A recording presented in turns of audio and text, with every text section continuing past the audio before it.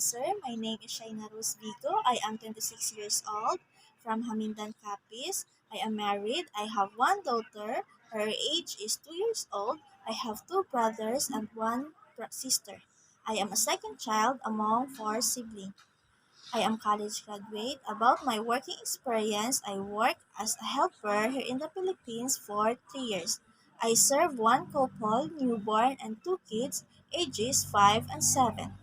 My main duties and responsibilities are taking care of kids, wash dishes and laundry clothes, and maintain cleanliness of the house. I need to work in Hong Kong because I want to sustain my family needs and for my future of my daughter.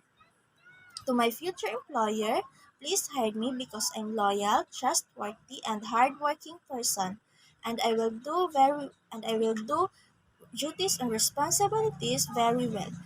See you in Hong Kong, Mom, sir. Thank you.